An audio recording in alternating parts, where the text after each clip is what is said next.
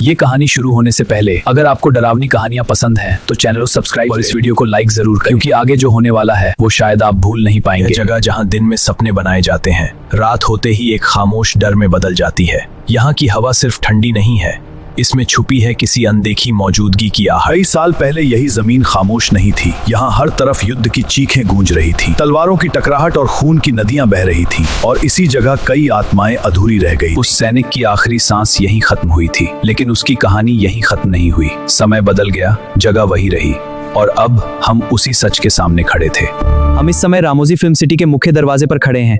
दिन में ये जगह बेहद सामान्य लगती है, लेकिन रात होते ही यहाँ कुछ बदल जाता है, और आज हम उसी बदलाव को देखने अंदर जा रहे हैं। जैसे ही हमने अंदर कदम रखा, माहौल बदल गया। सड़कें खाली थी, लेकिन सन्नाटा भारी था। हर आवाज जरूरत से ज्यादा गूंज रही थी, और ऐसा लग रहा था जैसे कोई हमें देख रहा हो। अचानक कैमरे में गड़बड़ी शुरू हो गई।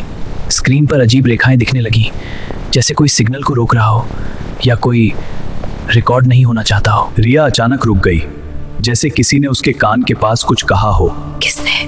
वो आवाज बहुत धीमी थी, लेकिन साफ थी, और वो हमारी नहीं थी। इस बार कुछ कैमरे में नहीं, सामने हुआ। दीवार पर एक परछाई साफ दिखाई दी, लेकिन उसका कोई शरीर नहीं था, और वो हमारी तरफ बढ़ रही थी। आरव ने चारों तरफ देखा, हर जगह बस खालीपन था, लेकिन एहसास अब भी वही था, जैसे कोई यहीं कहीं पास छुपा हो जाए। आरव ने तय किया उसे करीब से देखना होगा। वो धीरे धीरे उस तरफ बढ़ने लगा, जहां कुछ पल पहले कुछ दिखाई दिया था, लेकिन अब वहां सिर्फ अंधेरा था। कि तभी दूर कुछ हिलता हुआ दिखाई दिया, इतना हल्का कि यकीन करना मुश्किल था, जैसे कोई वहां से गुजरा हो, लेकिन वहां कोई होना नहीं चाहिए था। अचानक जमीन पर निशान बनने लगे, एक के बाद एक, जैसे कोई चल रहा हो, लेकिन वहां कोई दिखाई नहीं दे रहा था। हमारे सामने कोई अदृश्य मौजूद था। रिया के कदम अचानक रुक गए, उसकी आंखों में डर साफ दिख रहा था। वो धीरे धीरे पीछे हटने लगी, जैसे वो यहाँ से भाग जाना चाहती हो। आरव ने रिया को शांत करने की कोशिश की, शायद यह सिर्फ कोई भ्रम हो, लेकिन उसके अपने चेहरे पर भी यकीन नहीं था, क्योंकि वो भी जान चुका था कुछ ठीक नहीं है। और तभी हमें आवाज सुनाई दी, लेकिन सामने कोई नहीं था, जैसे कोई हमारे ठीक सामने खड़ा होता। निशान आगे बढ़ते गए, लेकिन अचानक जैसे कोई यहीं खड़ा हो गया हो, या यहीं गायब हो गया। अचानक पीछे से जोरदार आवाज आई। हमने मुड़कर देखा, दरवाजा अपने आप बंद हो चुका था, और अब पीछे का रास्ता खत्म हो गया था। आरव ने दरवाजा खोलने की कोशिश की, लेकिन वो बिल्कुल नहीं हिला, जैसे किसी ने उसे बाहर से बंद कर दिया हो, या कोई हमें बाहर जाने ही नहीं देना चाहता हो। कि आरव ने उस अंधेरे की तरफ बढ़ने का फैसला किया, जहां कुछ देर पहले हरकत हुई थी। हर कदम के साथ डर और गहरा होता जा रहा था, लेकिन अब वापस जाने का कोई रास्ता नहीं था। और तभी पीछे कुछ हिला। हम दोनों ने एक साथ उस तरफ देखा। अंधेरे में कुछ था जो हमें देख रहा था। जैसे ही हम उस गली में घुसे, जगह और भी संकरी होती गई। रोशनी भी अब साथ छोड़ने लगी थी, और अंधेरा और करीब आता जा रहा था। वो निशान अचानक हिलने लगा, धीरे धीरे नीचे सरकने लगा, जैसे कोई अदृश्य हाथ दीवार पर चल रहा हो, और अब वो हमारे बिल्कुल पास था। अचानक रिया ने आरव का हाथ पकड़ लिया। उसकी पकड़ बहुत मजबूत थी, जैसे किसी ने फिर से उसके कान में कुछ कहा हो, और इस बार वो आवाज और करीब थी। आरव ने तुरंत रोशनी उस तरफ घुमाई जहां से आवाज आई थी, लेकिन वहां कुछ भी नहीं था, सिर्फ खाली जगह और बढ़ता हुआ डर पे। अचानक जमीन पर कुछ टपका, एक बूंद, फिर दूसरी। रंग ऐसा था जैसे खून हो, लेकिन ऊपर कुछ भी दिखाई नहीं दे रहा था। आरव ने ऊपर देखा, शायद वहीं से ये बूंदें गिर रही थी, लेकिन ऊपर सिर्फ अंधेरा था, और उस अंधेरे में कुछ भी साफ नहीं दिख रहा था। अचानक दीवार पर कुछ उभरने लगा, धीरे धीरे एक हाथ का निशान बन गया। वो ताजा था, जैसे अभी किसी ने छुआ हो, लेकिन वहां कोई नहीं था।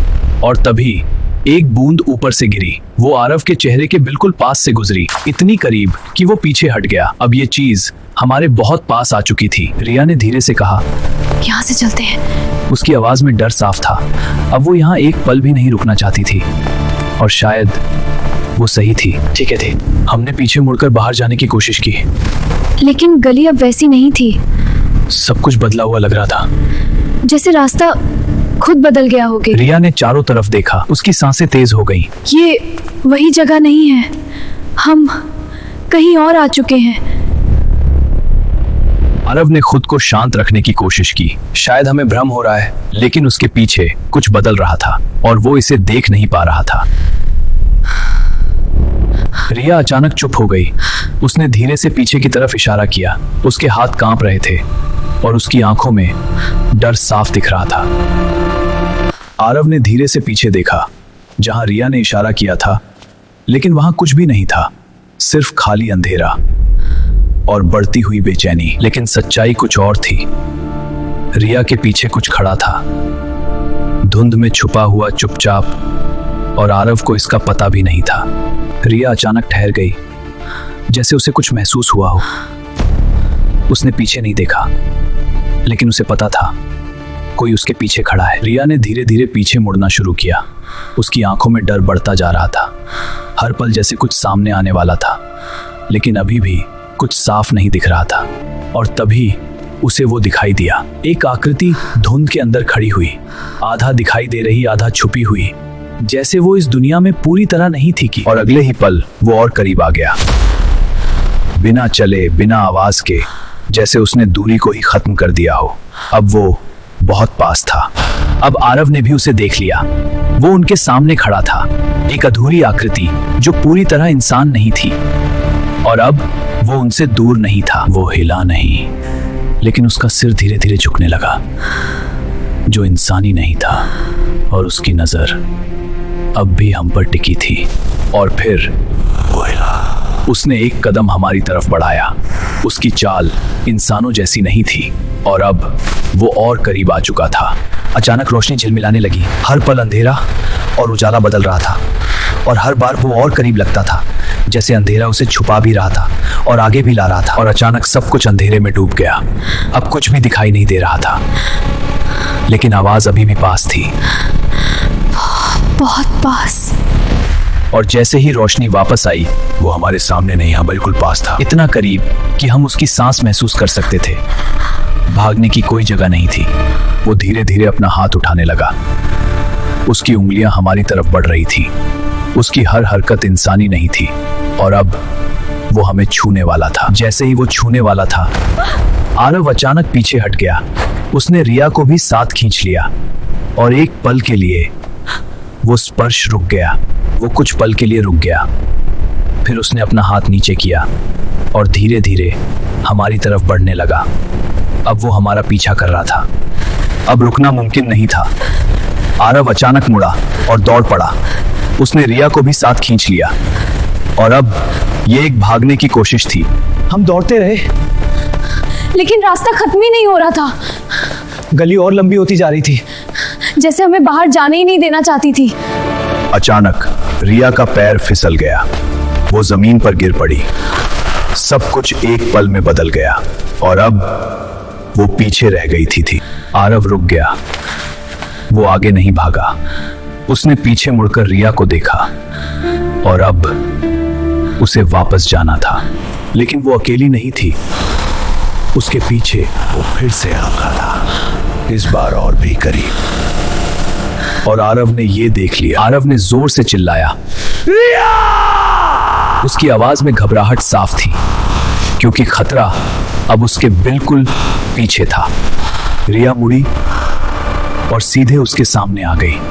उनके बीच अब कोई दूरी नहीं थी, और वो उसे देख रहा था। वो उसके और करीब झुक गया, इतना करीब कि उसकी सांस महसूस हो रही थी।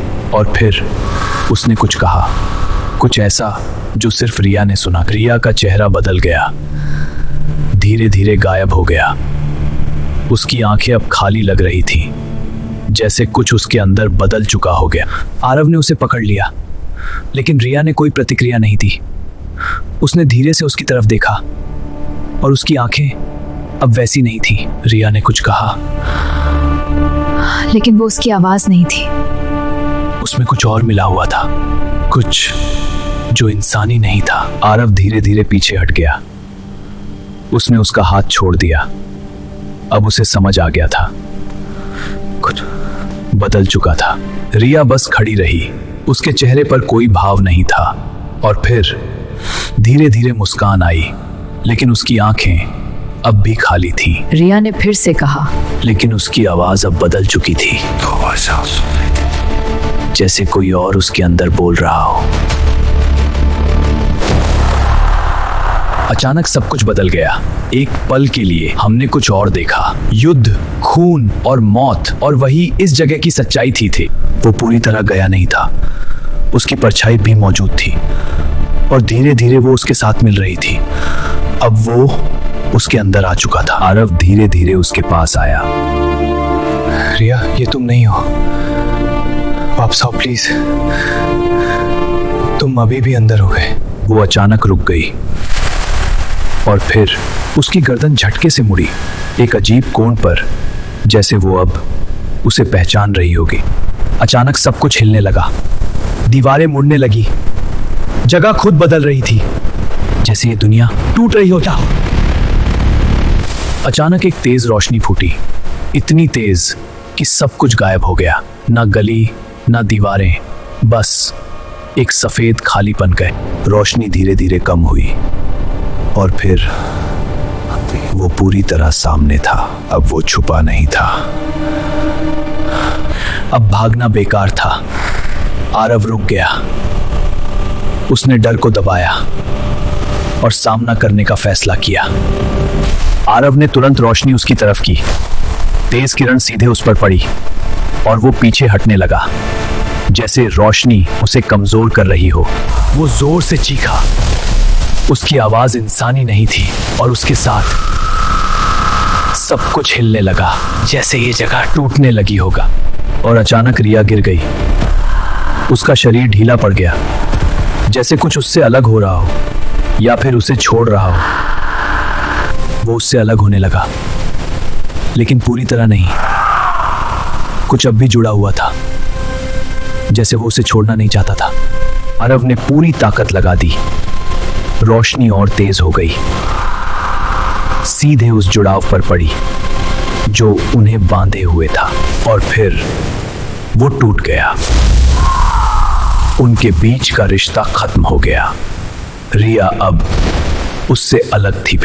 वो अब स्थिर नहीं था, उसका शरीर टूट रहा था, हर पल बिखरता और बनता, जैसे वो अब टिक नहीं पा रहा था। लेकिन उसने हार नहीं मानी। वो आखिरी बार हमारी तरफ झपटा, टूटते हुए भी हमला करता हुआ। ये उसका आखिरी बार था। आरव ने रोशनी नहीं हटाई, वो वहीं खड़ा रहा और धीरे धीरे वो टूटने लगा, जैसे वो अब खत्म हो रहा था। और फिर वो गायब हो गया। अब वहां कुछ भी नहीं था, बस खामोशी करे। आरव तुरंत उसकी तरफ भागा, वो उसके पास झुक गया। रिया, सुन सकती हो? सब खत्म हो गया। रिया की आंखें धीरे धीरे खुली, वो होश में आ रही थी, उसकी सांसें अब सामान्य थीं और वो वापस आ चुकी थी। दोनों वहीं बैठ गए। कुछ पल तक कोई कुछ नहीं बोला, बस सांसें और खामोशी। जो कुछ हुआ वो अभी भी भारी था, लेकिन सब खत्म नहीं हुआ था। आरव ने कुछ देखा, कुछ जो वहां नहीं होना चाहिए था, और उसका ध्यान वहीं अटक गया। और फिर वो हिली, एक परछाई जो रोशनी के साथ नहीं चल रही थी, बल्कि अपने आप हिल रही थी। रिया भी चुप हो गई, जैसे उसने भी कुछ महसूस किया। उसने धीरे से उसी दिशा में देखा जहां आरव देख रहा था। वो परछाई बढ़ने लगी, धीरे धीरे लेकिन साफ। अब वो छोटी नहीं रही थी, वो फैल रही थी। अब वो सिर्फ परछाई नहीं थी, उसका आकार बदल रहा था, धीरे धीरे इंसान जैसा, लेकिन कुछ अलग। और फिर उसने हमें देखा।